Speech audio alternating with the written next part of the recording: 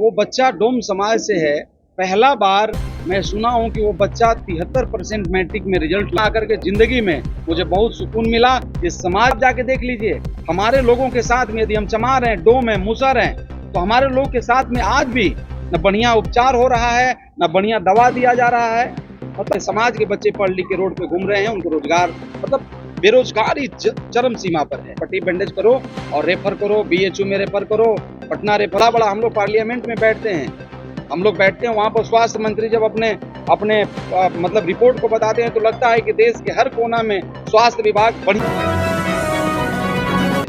आज जो है सुपन भगत जी का जयंती है और ये मेरा बड़ा सौभाग्य है कि इस सुपन भगत की जयंती में खास तौर पर डोम समाज के द्वारा बड़े भाई राजेश जी हैं और इनके द्वारा इनकी अध्यक्षता में आज मनाया जा रहा है और मैं बहुत खुश हूँ। ये मेरे जिला में पहला बार, एक बार मेरे प्रखंड में भी मनाया गया था लेकिन इस समाज के द्वारा नहीं मनाया गया था, वो मतलब रविदास समाज के द्वारा मनाया गया था खुदरा में। लेकिन आज इस समाज के द्वारा मनाया जा रहा है सुपा भगत के जयंती को और अपने लोगों को इन्होंने जागरूक करने का काम किया है। अपने इतिहास को कहने का मतलब लोगों को बताने का काम किया है। इसके लिए मैं इनको बहुत बहुत धन्यवाद देना चाहूँगा। मुठानी गांव के ये सब लोग रहने वाले हैं। देखिए, आज मैं इस मंच पर आकर के एक चीज़ों से बड़ी खुश हूँ। राजेश भाई ने अपने बच्चों को पढ़ाया है, उनका बेटा का नाम दीवाना है। वो बच्चा डोम समाज से है। पहला बार मैं सुना हूँ कि वो बच्चा 73% मैट्रिक में रिजल्ट लाया और वो अभी उसको ला करके ITI कर रहा है। मेरा शुभकामना है उस बच्चा के साथ में।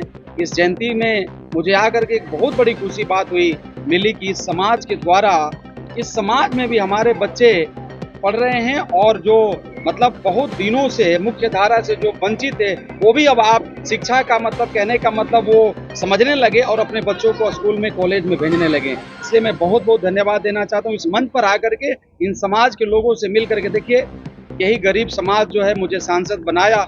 मैं गरीबों के लिए समर्पित हूँ, चाहे वो 2 लोग हों, 5 लोग हों, 10 लोग हों। अगर अकेला भी गरीब मुझे कहीं बुलाता है तो मैं जाता हूँ और उसका सुनता हूँ। तो आज यहाँ मुझे आकर के मुझे बहुत खुशी मिली।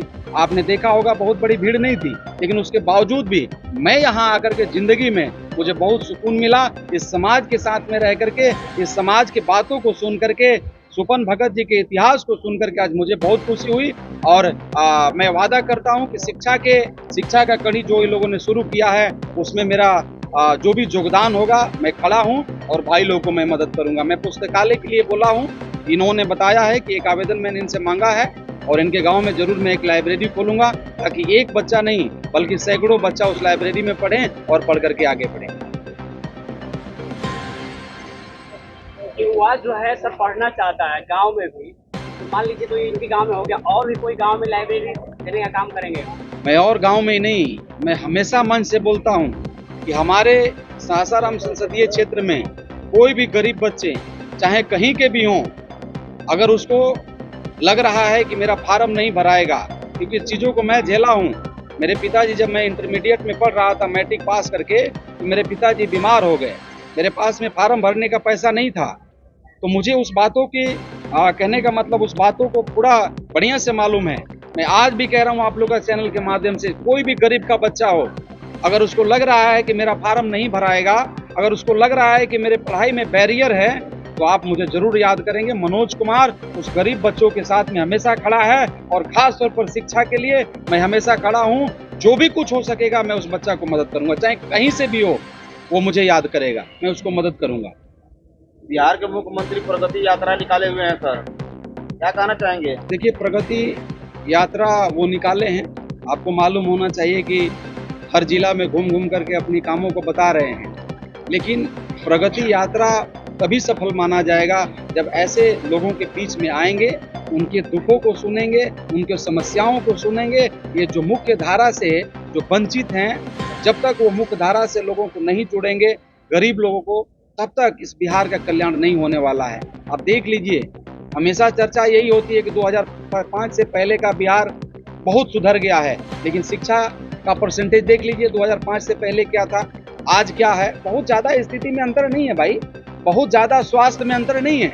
आज भी आप जाके देख लीजिए, हमारे लोगों के साथ में यदि हम चमार हैं, डोम हैं, मुसर हैं, तो हमारे लोग के साथ में आज भी न बढ़िया उपचार हो रहा है, न बढ़िया दवा दिया जा रहा है। मतलब कहने का मतलब कहीं ना कहीं, मैं तो 2-3 लोग हमारे पास में आए मतलब मुसहर समाज से, उन्होंने कहा कि हॉस्पिटल में हम लोगों से भी मतलब ज्यादती होती है, डॉक्टर और नर्स सुना भी नहीं चाहते हैं। ये हालात है भाई हमारी। शिक्षा का हालत आप देख रहे हैं, स्वास्थ्य का हम लोगों को पहले स्टाइपेंड मिलता था, छात्रवृत्ति मिलती थी। जो मतलब सरकारी विद्यालय में हम लोग पढ़ते थे तो हम लोग को छात्रवृत्ति मिलती थी, कम से कम कलम कापी हम लोग कीन लेते थे। आज वो भी बंद हो गया है। तो क्या कहिएगा प्रगति यात्रा का। मैं देखिए, हम व्यक्तिगत किसी जो भी यात्रा निकालने हैं निकाल, हम व्यक्तिगत किसी का विरोध नहीं करते हैं, लेकिन हम जरूर कहना चाहेंगे, आदरणीय माननीय मुख्यमंत्री जी से मेरा रिक्वेस्ट होगा, क्योंकि आप भी कहते हैं कि दलित और महादलित का मैं अपने घर में फोटो लगा करके सोता हूं, जब भी जगता हूं तो पहले इन्हीं को देखता हूं। तो मेरा निवेदन होगा कि आप ऐसे लोगों के पास आइए और आप ऐसे लोगों से मिलिए जो मुख्य धारा से अभी भी वंचित हैं, तभी जाकर के इस बिहार का मतलब कहीं ना कहीं विकास होगा। नहीं तो विकास आप केवल किसी ऑफिस में जाकर के समीक्षा करके नहीं कर सकते। जमीन लोगों से मिलना होगा, इनको सुनना होगा, तभी जाके इनका कल्याण होगा, तभी जाके बिहार का विकास होगा। रोजगार पर क्या कहना चाहेंगे? देखिए, रोजगार मूलभूत आवश्यकता है। आपको मैं बताना चाहता हूँ, रोजगार जो है आप देख लीजिए, रोजगार जो है बड़े तादाद में हमारे बच्चे, हमारे समाज के बच्चे पढ़ लिख के रोड पे घूम रहे हैं, उनको रोजगार मतलब बेरोजगारी चरम सीमा पर है। इसको यदि खत्म करना है तो इसके ऊपर में काम करना होगा हमारे माननीय मुख्यमंत्री जी को, हमारे जिला के लोगों को, और हम सब लोगों को मिलकर के काम करना होगा। केवल बात करने से नहीं होगा, काम करने से होगा।